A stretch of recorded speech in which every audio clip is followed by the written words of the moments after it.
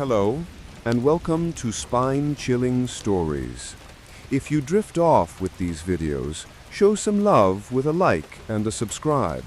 Also, tell me where you're watching from and what time it is. Now, get cozy, relax, and let tonight's tale carry you away. The first time Evelyn woke, sunlight brushed her eyelids like warm silk.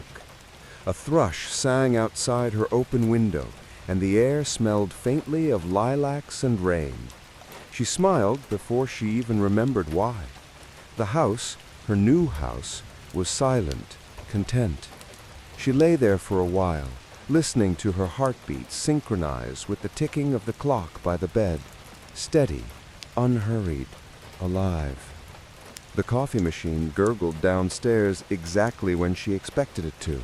That was part of the joy of this day. Everything worked. When she descended in her pale robe, sunlight painted ribbons across the kitchen tiles. Her husband, Theo, was already there, half smiling, reading something on his phone. "Morning, Eve," he said, looking up with that soft, almost shy affection that always made her chest tighten. "Morning," she replied, and poured 2 cups. The moment felt too perfect, like a photograph she was living inside.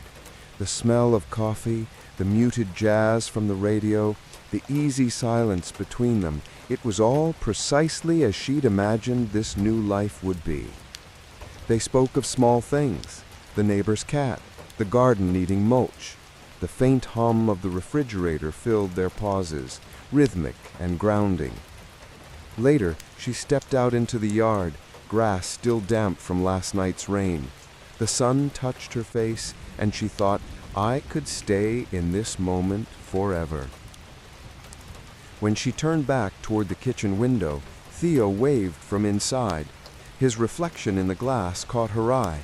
It looked just slightly off, a fraction of a second delayed. She blinked, and the image caught up. She laughed softly to herself. "Ha ha! Need more sleep," she murmured. But she couldn't shake the feeling that the reflection had smiled first. Evelyn woke again.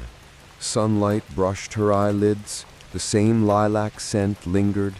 She smiled, but this time the smile came slower, uncertain. The same thrush sang, the same rhythm of the clock. She sat up, rubbed her face, and glanced at the digital clock beside her bed. 7:02 a.m., the exact time as yesterday. She chuckled, déjà vu. When she went downstairs, Theo was already there, coffee steaming, phone glowing faint blue. "Morning, Eve," he said, the same inflection, the same soft smile. Her laughter came out thinner this time. "You beat me again." The radio whispered the same jazz tune, same saxophone solo, same static crackle at the end of the phrase. Evelyn froze mid-pour, staring at the machine as the water hissed against metal. "Didn't we listen to this yesterday?" Theo looked up. "Yesterday?" She hesitated. "Never mind, just déjà vu." Outside, the air smelled of rain again. She touched the grass, still damp. When she looked up, the clouds were in the same formation. Even the neighbor's cat perched in the same spot on the fence, tail curled, eyes wide. Something in her chest fluttered, not quite fear, but unease. She waved to Theo through the glass again. This time the reflection didn't move. It just stared back, smiling. When she blinked, it was gone, back to normal. Theo waved from the kitchen like nothing had happened. "You okay out there?" Evelyn nodded too quickly. "Fine." But as she turned away, she whispered, "What's happening to me?" The next morning, Evelyn woke before the alarm. She didn't even need to open her eyes to know the light would be exactly the same. 7:02 a.m. She lay still, afraid to move. The clock ticked. The thrush sang. The lilacs whispered through the window. Everything waited, expectant, like a stage before the curtain rises. Downstairs, the coffee machine sputtered. She pressed her palms to her face and whispered, "Please, no." Still, she went through the motions, the robe, the steps, the smell of roasted beans. Theo sat there, smiling that same perfect smile. "Morning, Eve." This time she didn't answer. She stood in the doorway watching him carefully. His eyes didn't blink for a long time. Finally, she said, "Do you remember yesterday?" Theo tilted his head, as if confused by the question. "We haven't had yesterday yet." Her throat dried. "Right, of course." He lifted his coffee cup. "You're pale. Maybe go outside for air." Outside, the world seemed thinner. The grass no longer bent under her feet. It simply shimmered and reformed, like pixels rearranging. The neighbor's cat was there again, except its head turned all the way around to watch her. She stumbled back toward the house. Theo stood in the window, but now the reflection was inverted, his right side where the left should be, and when he raised his cup, his lips didn't move. Then from behind her, the same voice said, "Morning, Eve." She turned. There was no one there. Just the sound of the coffee machine sputtering again, even though she could see it sitting silent through the glass. Evelyn didn't remember falling asleep. One moment she'd been standing in the garden, trembling, staring at the unmoving cat, and the next, her eyes opened to sunlight again. 7:02 a.m. The sound of the thrush was sharper now, almost metallic, like someone imitating birdsong through a radio speaker. Her skin prickled. She sat up and whispered, "Please, stop." The house stirred beneath her. Pipes rattled, wood creaked, as if in reply. Downstairs, Theo was humming softly to himself, the same song. She knew every note now. It wasn't jazz anymore. It was something pretending to be jazz, slightly off-key, like a warped tape.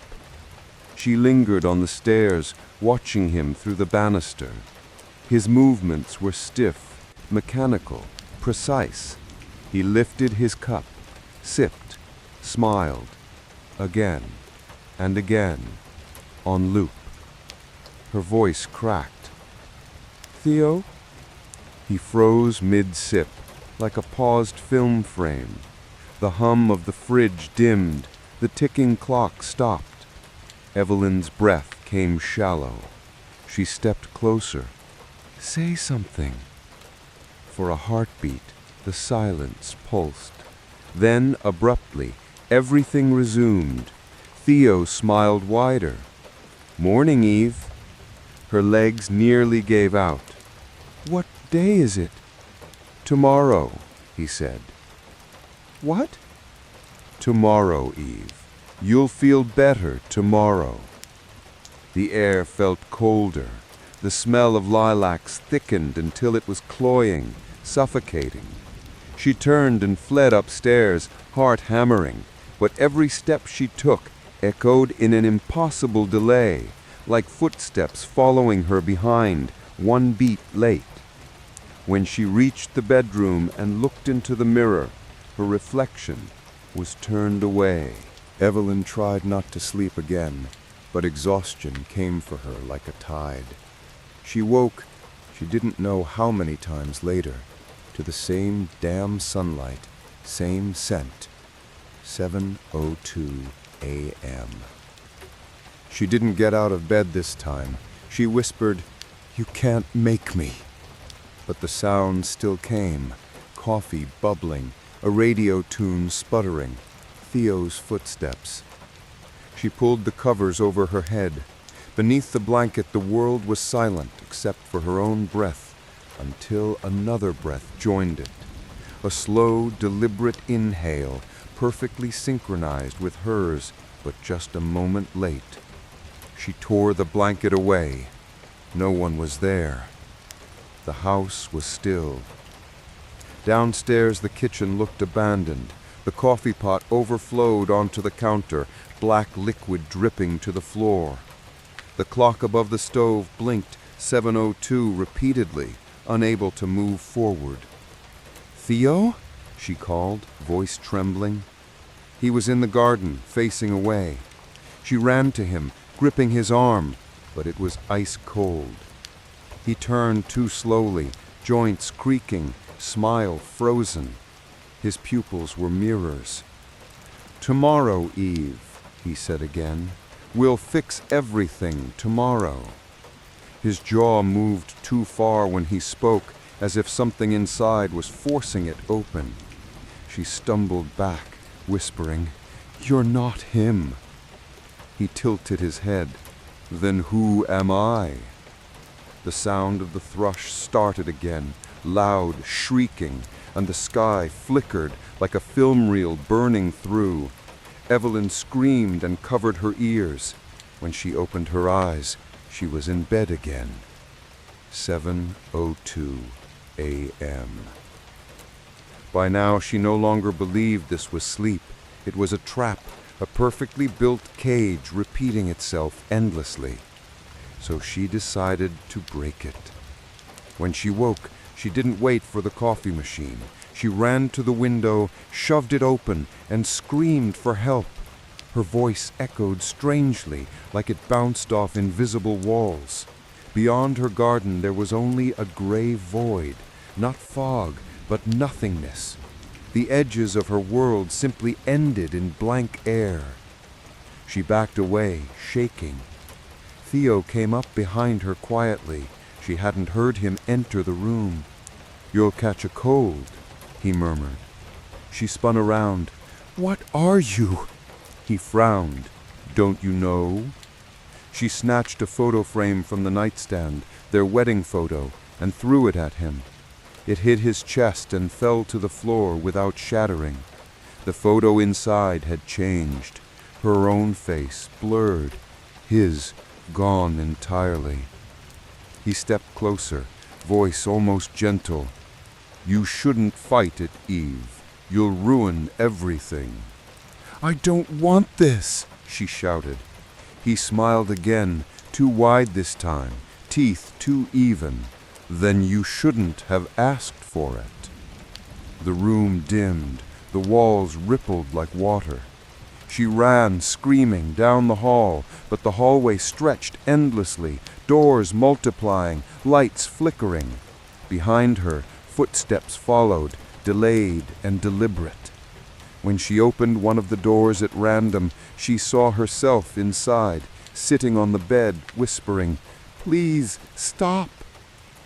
And then everything blinked. She was back in bed. 7:02. The thrush sang, the coffee machine gurgled, and Theo, whoever he was, whispered beside her, "Good morning, Eve." When Evelyn opened her eyes again, she didn't scream. She only stared at the ceiling and whispered the time before looking. 7:02. The words had no emotion left in them. She sat up and scanned the room.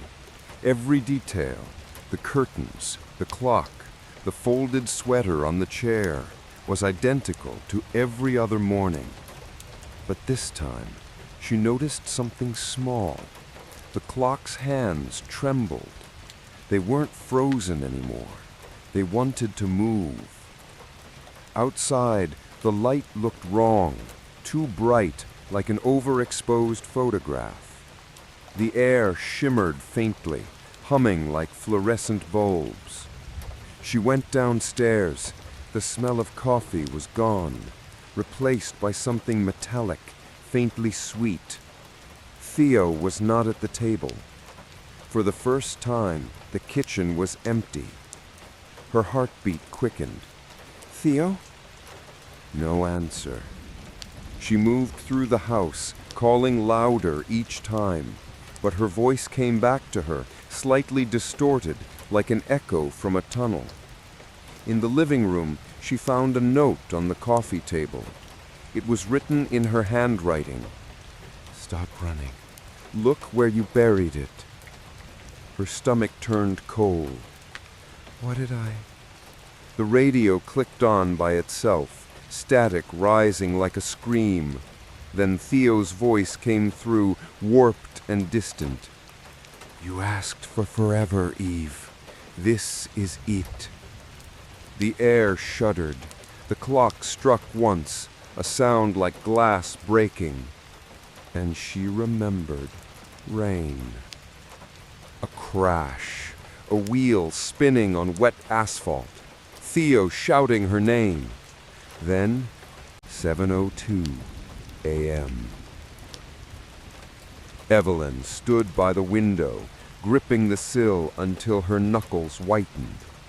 "I didn't bury anything," she whispered. But even as she said it, her mind disagreed. There was something, a heaviness behind her ribs, a memory with a door she refused to open. The yard was quiet except for the thrush, that awful mechanical chirping. She stepped outside barefoot. The grass was no longer soft. It felt like damp cloth over wood. She knelt, dug her fingers into the soil. It peeled away like layers of paint, revealing a flat, colorless surface underneath. Her breath hitched. There was a shape beneath it, faint, human-sized. She dug faster, her nails cracking, breath sharp and shallow. The air thickened, syrupy. With each handful of dirt she pulled away, she heard whispers rising from the ground, overlapping, soft but urgent. "Tomorrow, Eve, tomorrow." And then she found it, something metallic. She wiped it clean. It was a car key, her car key. The ground pulsed once under her hands, and the world blinked. Rain, headlights, screeching tires. Theo's voice shouting, "Stop the car!" And then, silence. Evelyn stood back, gasping, clutching the key. The sky above her rippled like liquid, colors bleeding into one another. From the house, Theo's voice drifted through the walls. "You shouldn't have looked." She turned toward the window. He was inside again, watching her, face expressionless. "You promised we'd never talk about that night." She shook her head violently. No, that wasn't..." But the sound of the crash played again, looping faintly, until she screamed just to drown it out. Then, 7:02 a.m. When she woke, Theo wasn't there. The coffee machine didn't gurgle. The thrush was silent. Only the ticking of the clock remained, steady now, finally moving. Each second sounded like a heartbeat. Evelyn rose slowly, expecting the world to flicker again, but it didn't. The light outside was gray, steady. The air no longer smelled of lilacs. She walked to the kitchen. The note was gone. In its place was a figure sitting at the table, a woman she had never seen before. Her skin was pale and flickering, as if she were made of overlapping images. "Who are you?" she whispered. The woman smiled gently. "You called me once. You asked to fix a mistake." Evelyn's pulse thudded. "What mistake?" "You wanted to relive the day before the crash, to do it right this time. You said you'd give anything to wake up before it happened." Evelyn's knees buckled. "I didn't. That's not possible." The woman tilted her head. "You gave everything. And now the day gives itself back to you, over and over. Evelyn's voice cracked. Please, let me out. The woman reached across the table, touching Evelyn's hand. Her skin was ice cold. There is no out, Evelyn. Only tomorrow. The clock struck 7:03. For the first time, a minute had passed. The woman smiled wider, almost kindly. You see, it's working. You're remembering. The room trembled. The walls melted into rain and glass and asphalt. Evelyn screamed, clutching her head as the world bent inward. When she opened her eyes again, she was behind the wheel of her car, headlights slicing through a downpour. Theo, beside her, shouted, "Ev, slow down!" And she whispered, "Oh God, not again." Wind screamed against the windshield as Evelyn gripped the steering wheel. Rain blurred the world into smears of gray and light.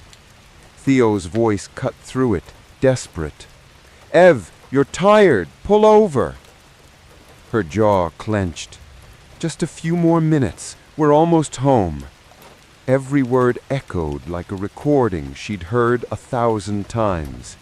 Her mind screamed that this was the moment, the point where it always fell apart. She knew what was coming, the deer on the road, the flash of its eyes, the panic. She braked early this time. The tires screeched, but the car stopped safely. Silence. Her chest heaved. She turned to Theo. "See, I fixed it." But he wasn't looking at her. His face was turned toward the passenger window, staring into the darkness. "Theo?"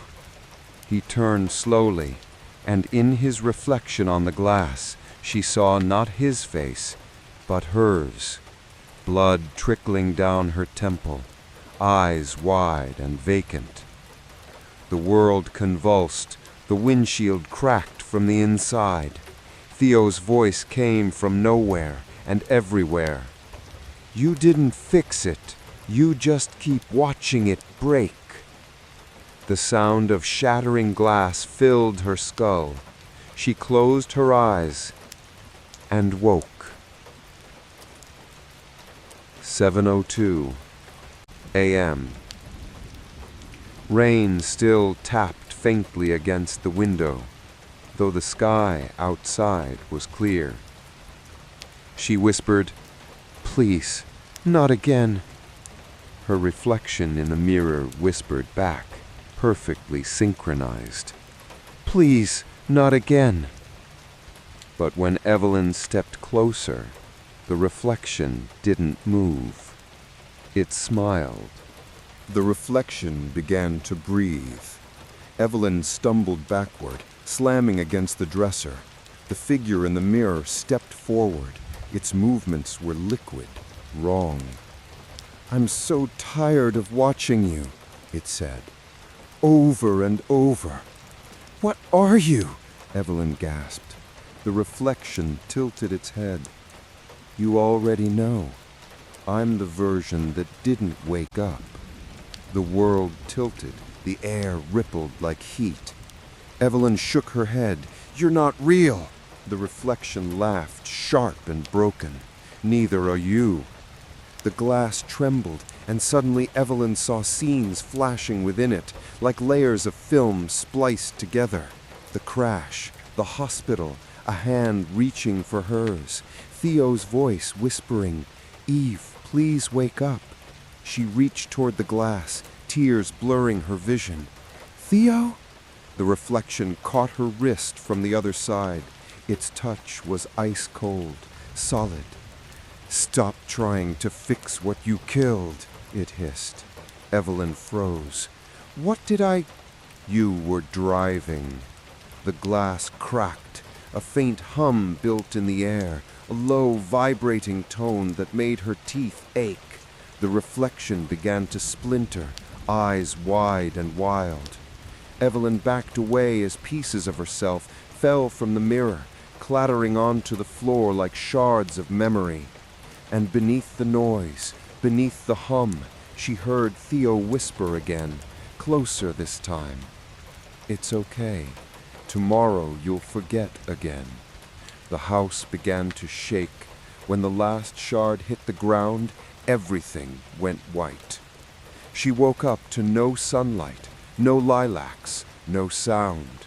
The clock still read 7:02, but the digits flickered, uncertain. The house was gray, colorless, stripped of everything familiar. The kitchen tiles were blank. The photographs on the walls were smudged silhouettes.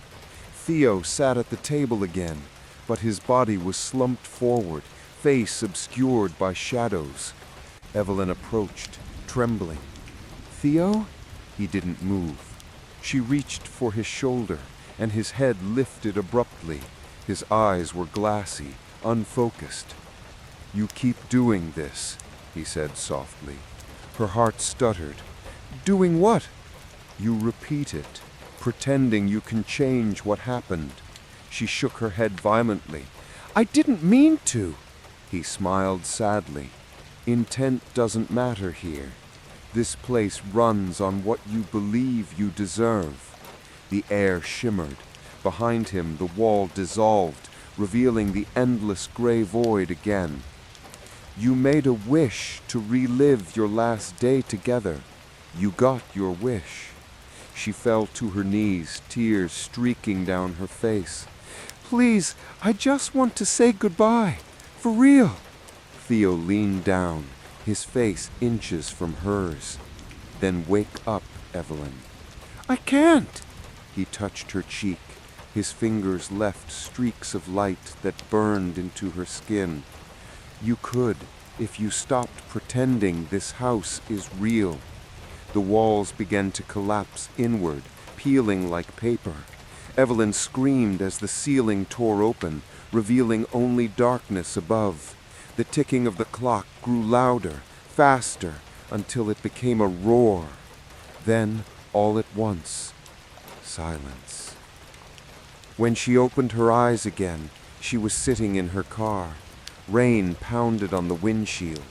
Theo was beside her, and the clock on the dashboard blinked 7:02. The rain had texture now. Each drop hit the windshield with a strange, deliberate rhythm, as if counting down. Evelyn's hands shook on the steering wheel.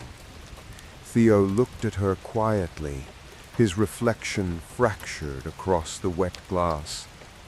"Do you know what comes next?" he asked. Evelyn swallowed. "The crash." He nodded slowly. "Then don't drive into it." She looked down. The speedometer needle hovered at 0. The car wasn't moving. "I'm not." "Yes, you are." The world outside the windshield blurred, bending and spinning. Shapes, trees, road signs, fragments of memory flashed past like scenes projected on fog. "You can't stay here," Theo said softly. "This road doesn't go anywhere." Tears stung her eyes. "If I leave, I lose you." He turned toward her, the faintest smile on his lips. "You already did." The engine began to hum, though her foot wasn't on the pedal. The world beyond grew brighter, almost blinding. Evelyn screamed and slammed her foot on the brake. The car dissolved beneath her like smoke. She fell into silence, into blackness, and landed standing in her kitchen. Everything was pristine again. Sunlight, lilacs, jazz. 7:02 a.m. She whispered, "No, no, please." Evelyn stumbled through the house, knocking over chairs, pulling open doors. Every room was perfect, empty, preserved like a museum exhibit. Theo stood in the doorway to the garden, back turned. You shouldn't fight it. I killed you, she said suddenly, voice breaking. The words cut through the silence like a blade. He turned. His face softened, almost human again. Yes. I was tired, and I was angry. We argued. You told me to slow down, and I... She pressed her hands to her face. I didn't mean it. He nodded once. And now you drive forever, trying to change 1 second. Evelyn fell to her knees. Why can't I wake up? He crouched beside her. Because you keep choosing this. The dream gives you what you want. Me, the morning, the promise that tomorrow can fix it. She looked up at him through tears. And if I stop choosing it? The walls began to flicker, their color draining. He smiled faintly. Then tomorrow ends. For the first time, Evelyn felt warmth in the air, real warmth, not the artificial stillness of the loop. The floor beneath her rippled like water. Through it, she saw flashes of another world, a hospital room, beeping monitors, a pale hand resting on white sheets. Her hand. She whispered, "That's me." Theo nodded. "And it's time."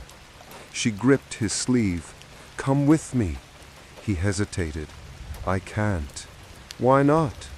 He leaned close, whispering, "Because I'm the part of you that stayed." The house groaned, walls cracking, light pouring in through every fracture. The world was collapsing around her. The air shimmered with fragments of sound and memory, laughter, rain, broken glass, a heartbeat fading. Evelyn stood in the center of the kitchen, clutching the car key she had dug from the garden. The note she'd found earlier drifted past her feet, blank now, except for one faint line. Let go.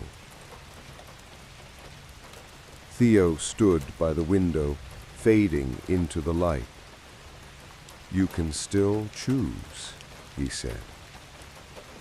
Evelyn looked around at the room she'd loved so much, the soft hum of the refrigerator, the smell of coffee, the sunlight that had once felt like home. All of it began to melt. Her voice broke. If I wake up, will you be gone? Theo smiled gently. Not gone, just real again, in the way memories are real. The sound of the clock filled the room, one last slow tick. She took a deep breath. Okay. She turned the key in her hand, like turning an ignition. The sound that came wasn't mechanical. It was alive, like the thrum of a heart restarting. Light poured through every crack in the house until it was unbearable. Evelyn shut her eyes. When she opened them, she was lying in a hospital bed. The ceiling was white, humming with fluorescent light. Her chest ached with air that felt too heavy, too real. A nurse's voice echoed softly from somewhere nearby. She's waking up. Evelyn tried to speak, but only a rasp came out. Her hand twitched against the blanket, and she realized something small and hard rested in her palm. The car key. She turned her head weakly toward the window. Beyond it, dawn was breaking, and outside, just for a second, she thought she saw Theo standing in the garden, waving, smiling. The clock on the wall ticked. 7:03 a.m. The world moved forward. For the first time in forever, tomorrow had ended.